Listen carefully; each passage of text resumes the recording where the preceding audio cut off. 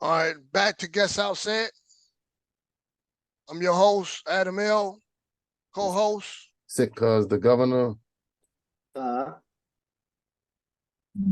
phone. What's up? All right, and this topic is the last topic for the day. Um, just have so many angles toward food deserts and our unexpert opinion on it, how we feel about it, because it affects our community because it's targeted towards the urban community who you know are able to afford this type of product, right? And the little bit that I researched from it is their grocery stores and restaurants will highly processed food, usually fried in oil, trans fat. I'm just picking off what I'm reading.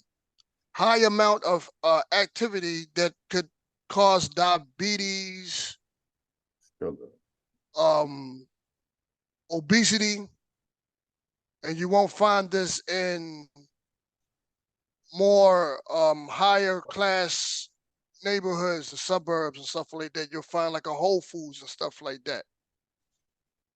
The point is that yes, if you live in um urban community, and somebody can say, well, why don't you just drive out to these places where they have high quality food that doesn't give you diabetes, doesn't give you obesity, and doesn't have these high fructose and stuff like that, right? Yep. Okay, this is where knowledge come in at.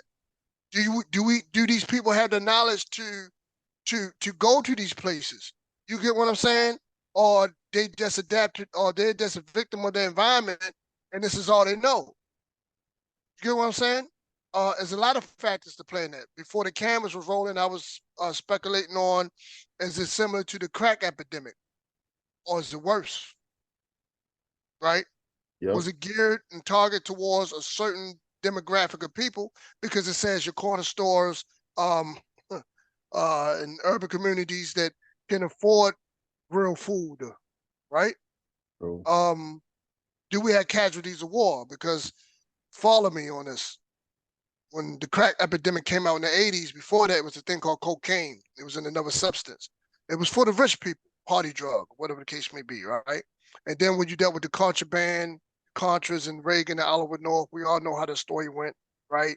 And the crack was geared to target urban communities, right? And the mass incarceration. And the casualties of war was those people who loved the cocaine so much in these suburban areas, right? In these upper class areas, they would come down to the hood and get the cheap crack, right?